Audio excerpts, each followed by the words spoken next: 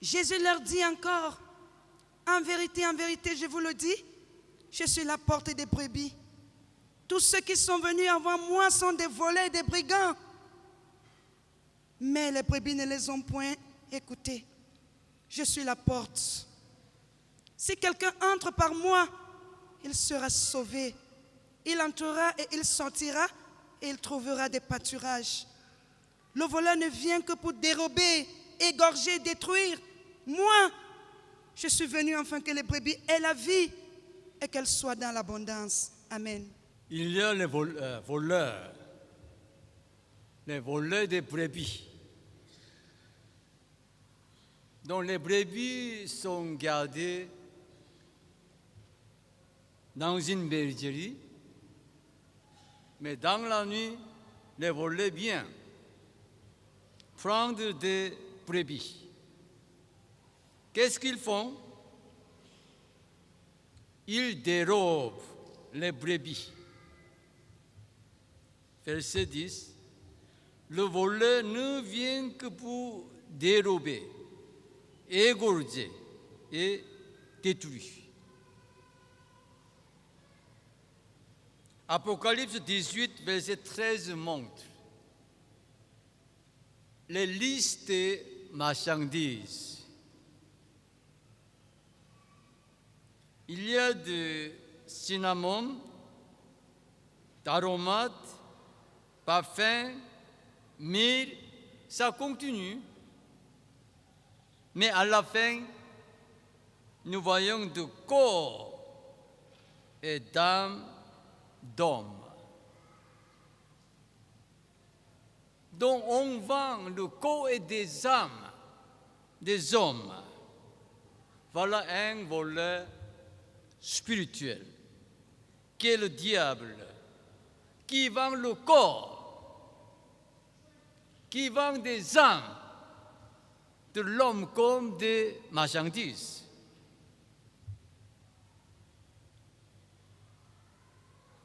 Le voleur égorge. Satan est content du sang des enfants de Dieu.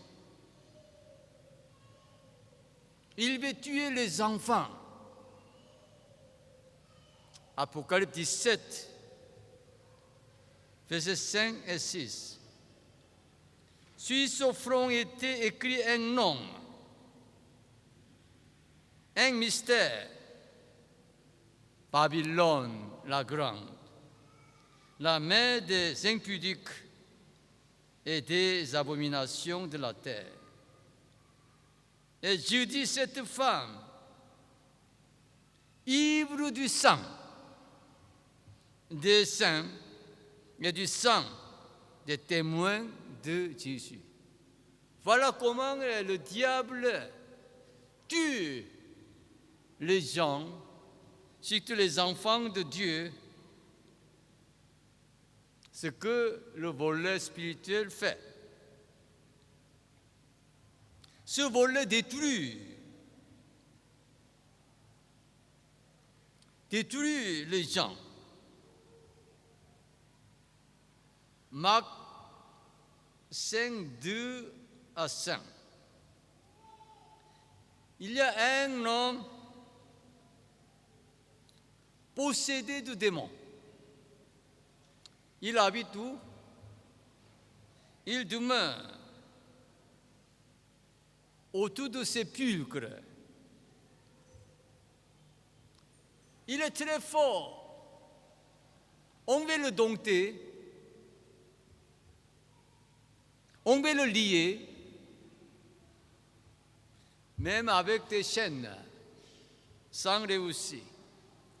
Voilà les fers, voilà les chaînes. Mais il rompt tout.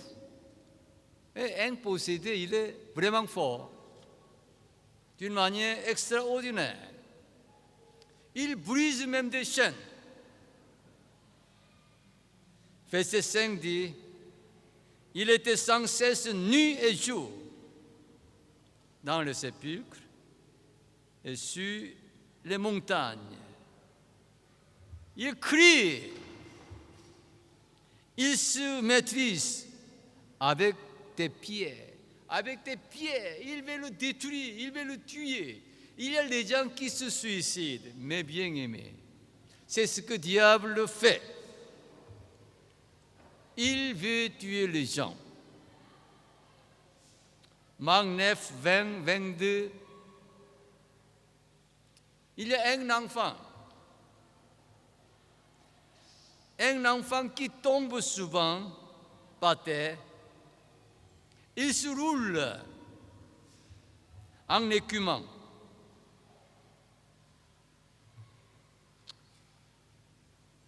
Voilà son père qui demande au Seigneur, Seigneur, aie pitié de nous. Voilà notre enfant. Il tombe par terre. Il se roule en écumant. Aie pitié de lui. Pas souvent, le diable le jette dans le feu et dans l'eau pour le tuer. Voilà le diable. Il veut tuer les gens. Un voleur spirituel qui vend le corps, qui vend l'âme des gens. Voilà, c'est lui qui égorge, qui détruit, qui dérobe. Mais il y a une bonne nouvelle qui est plus puissante que ce diable.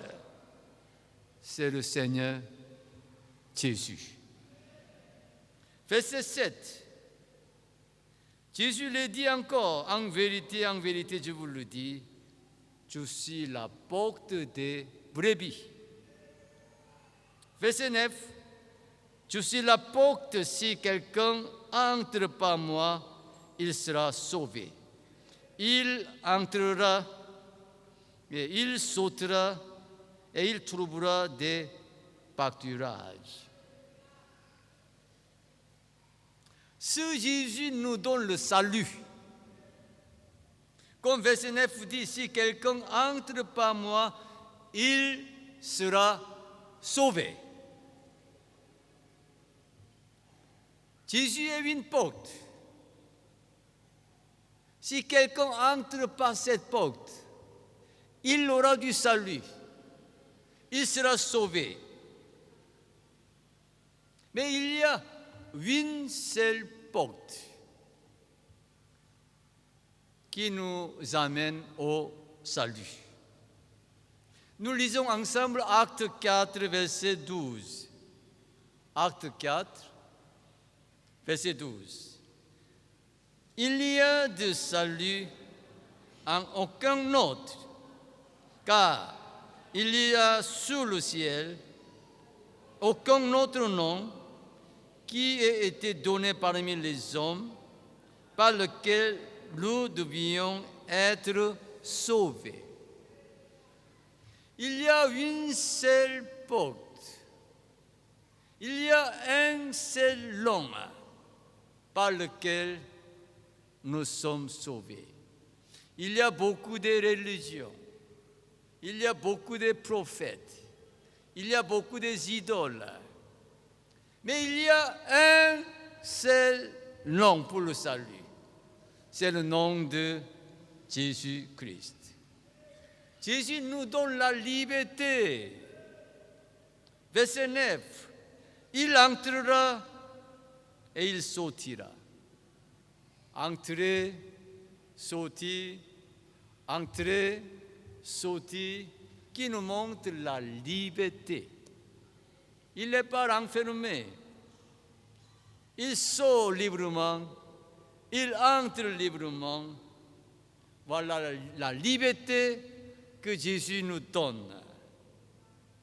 Jean 8, 32 à 36.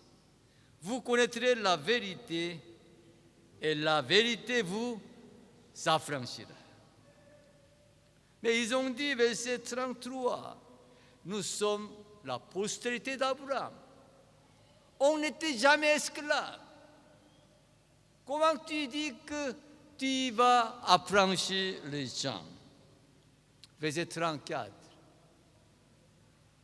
Si tu es esclave du péché, tu es esclave du diable. Esclave. Les gens, même nous, après avoir commis le péché, on n'est pas content. Nous disons comment? Je ne vais plus commettre le péché.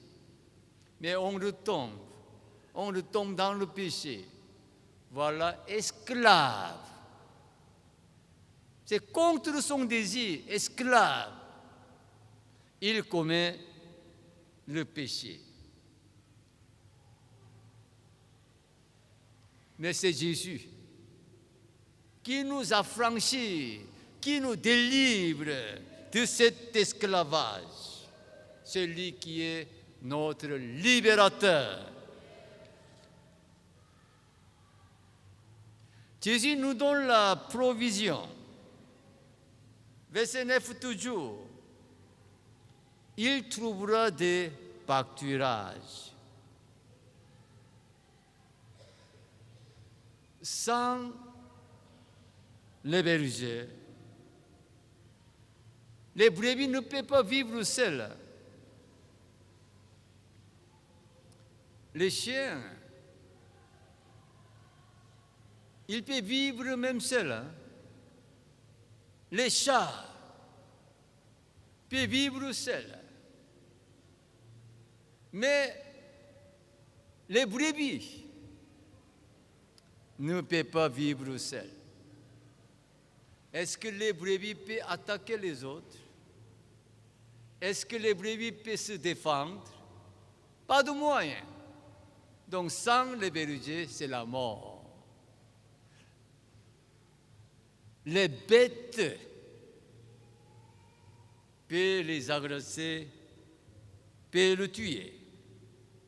Donc la vie, même le bonheur des brebis dépend totalement des bergers. C'est vrai, David dit dans Psaume 23, versets 1 et 2. Nous connaissons tous ce verset. Nous lisons ensemble. Psaume 23, versets 1 et 2.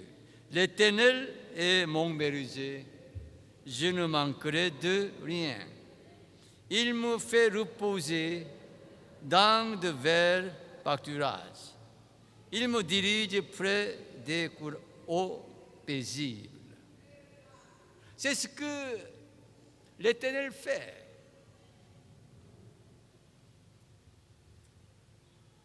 Il me fait reposer dans de verts pâturages. Il me dirige près des eaux paisibles. Mes bien-aimés, la bonne nouvelle du Seigneur, c'est quoi? Il est venu nous donner la vie en abondance. La vie en abondance. Moi, je suis venu afin que les brebis aient la vie et qu'elles soient dans l'abondance. Que signifie cela? La vie en abondance. Mais comment alors? Cette vie en abondance commence par croire en Jésus. Nous lisons ensemble dans 1 Jean 5, versets 12 et 13. Celui qui a le Fils a la vie.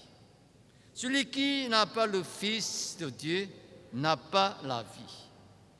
Je vous ai écrit ces choses afin que vous sachiez que vous avez la vie éternelle, vous qui croyez au nom du Fils de Dieu. Amen. Celui qui a le Fils a la vie. Celui qui n'a pas le Fils n'a pas la vie. Jésus dit comment? Je suis la vie et la résurrection.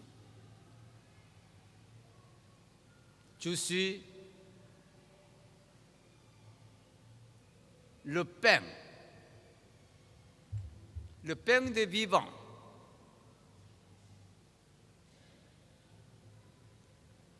Je suis la vie. Jésus est la vie. Si j'ai ce Jésus, j'ai la vie. Si je n'ai pas ce Jésus, je n'ai pas la vie. Est-ce que tu as ce Jésus? Est-ce que tu crois ce Jésus? Donc tu as la vie. La vie éternelle. C'est ce que le Seigneur dit. Jean 7, 37, 39. Le dernier jour, le grand jour de la fête, Jésus, se tenant debout, s'écria, « Si quelqu'un a soif, qu'il vienne à moi, qu'il boive. Celui qui croit en moi, des fleurs d'eau vive couleront de son sein. » Ceux qui croient en Jésus, qu'est-ce que coule? Des fleurs d'eau vive, fleurs d'eau vive, fleurs d'eau vive coulent de son sein. Il parle cela pour celui qui croit en lui. C'est une grande bénédiction, c'est une bonne nouvelle. Mais malheureusement, beaucoup des enfants de Dieu, la plupart des chrétiens, ne profitent pas de cette grande bénédiction. Mais bien-aimés, est-ce que vraiment tu as cette bénédiction que des fleuves d'eau vive coulent? Pratiquement, beaucoup de chrétiens, ils sont des bébés dans la foi. Des chrétiens Chanel, des chrétiens bébés. Il a la vie, oui, parce qu'il croit en Jésus. Mais il est bébé. Un bébé, est-ce qu'il est fort? Un bébé, il pleure, il tombe, il est découragé. Maman, aide-moi, papa, aide-moi, je suis faible. Un bébé n'est pas puissant, un bébé n'est pas efficace. Il pleure, il tombe, il est découragé. Où est donc la vie en abondance?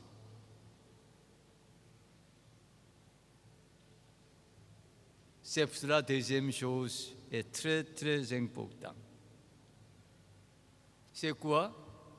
Être rempli de la parole.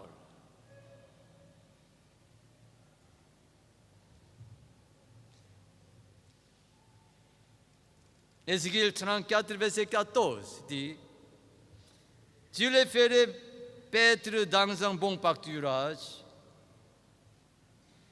et le demeure sera sur les montagnes élevées d'Israël. Là, elles reposeront dans un agréable asile, mais elles auront de gras pâturages sur les montagnes d'Olivier. Il y a des bons pâturages, il y a des gras pâturages que l'Éternel a promis. C'est quoi alors? Gras pâturage, bon pâturage que l'Éternel veut donner aux enfants de Dieu. C'est quoi? C'est la parole de Dieu. Nous allons lire ensemble Ézéchiel 3, versets 1 à 3. Ézéchiel 3, versets 1 à 3. Il me dit, fils de l'homme, mange ce que tu trouves, mange ce rouleau, et va parler à la maison d'Israël. J'ouvris la bouche, et il me fit manger ce rouleau. Il me dit, fils de l'homme, nourris ton ventre, et remplis tes entrailles de ce rouleau. Que je te donne, je le mangeai. Il fut dans ma bouche doux comme du miel. Mange ce rouleau. Mange ce rouleau. Ce rouleau, c'est quoi? La Bible a été écrite sur le rouleau. Mange ce rouleau signifie mange la parole de Dieu. Mange comment? Nourris ton ventre. Remplis tes entrailles de la parole. Ne pas manger un peu. Ne pas remplir un peu. Non. Nourris ton ventre et remplis tes entrailles.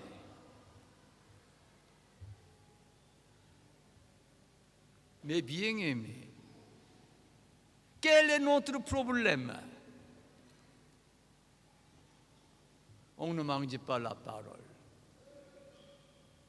On ne remplit pas nos entrailles de la parole.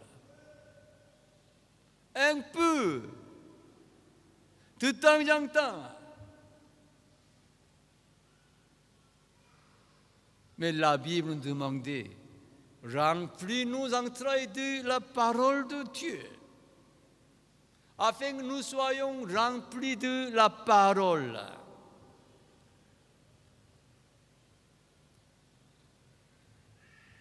Colossiens 3, 16 et 17. Le dernier verset, nous allons lire ici que la parole de Christ habite parmi vous abondamment. Instruisez-vous et exhortez-vous les uns les autres en toute sagesse, pas des psaumes, pas des hymnes, pas des cantiques spirituels, chantant à Dieu dans vos cœurs, sous l'inspiration de la grâce. 17. Et quoi que vous fassiez, en parole ou en œuvre, faites tout au nom du Seigneur Jésus, en rendant par lui des actions de grâce à Dieu le Père. Amen. Que la parole de Dieu habite parmi vous abondamment. Alléluia. Abondamment. Alléluia. Si un bébé mange un peu, pas tous les jours, tout le temps, j'entends. Cet enfant devient comment? Malade, fatigué, même mourir.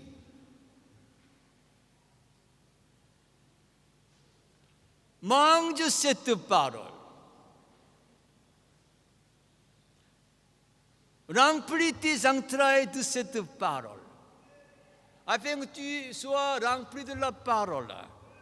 Quand tu es rempli de la parole. Mais comment? Tu auras la sagesse, tu auras l'intelligence, tu seras conduit de la parole de Dieu. Tu vas chanter, tu vas louer le Seigneur, tu vas rendre grâce en toutes choses. Voilà la joie, voilà la paix, voilà comment ta prière même soit efficace. Toujours merci au Seigneur. Tu as maintenant la vie en abondance. Tu portes des fruits. Tu portes des fruits. Tu es un enfant puissant, un enfant efficace, un enfant rempli de joie et la paix. C'est ce que Dieu veut dans notre vie. Mes bien-aimés, si tu es un chrétien depuis 10 ans, tu dois au moins manger cette Bible 10 fois. Si tu es un chrétien depuis 20 ans, tu dois manger au moins cette parole 20 fois. Mais c'est comment alors? Tu ne manges pas cette parole. Tu pleures, tu es découragé, tu doutes. Nous devons changer. Nous devons corriger ce problème afin que dès aujourd'hui, avant que cette année finisse, nous soyons remplis de la parole de Dieu. Nous aurons la joie, nous aurons la paix, nous aurons la victoire en ce que nous faisons. Le secret est très simple. Comment avoir la vie en abondance? Il y a un secret sûr, que nous soyons remplis de la parole de Dieu. Nous allons nous lever. Levons-nous tous. Mais bien-aimés, la parole ne doit pas entrer ici pour sauter là-bas. Ça ne changera de rien que cette parole remplisse nos cœurs afin que notre vie change. Nous allons prier tous ensemble. Prions l'Éternel. Oh Seigneur, bénis tes enfants. Bénis tes enfants, Seigneur. Le diable, le voleur, le diable, Seigneur, veut nous détruire. Le diable veut, Seigneur, nous manger, nous tuer, nous faire tomber. Mais Seigneur, c'est ta parole qui change ces situations, Seigneur. Oh, tu dis, Seigneur, de manger cette parole. Remplis nos cœurs par cette parole. Oh Seigneur, bénis tes enfants, Seigneur, afin que tous nos fidèles puissent, Seigneur, obéir à cette parole, Seigneur, afin que nous puissions méditer et manger cette parole. Remplis nos entrailles de cette parole, afin que, Seigneur, nous puissions avoir la vie en abondance. Au nom de Jésus-Christ, nous t'avons prié. Amen.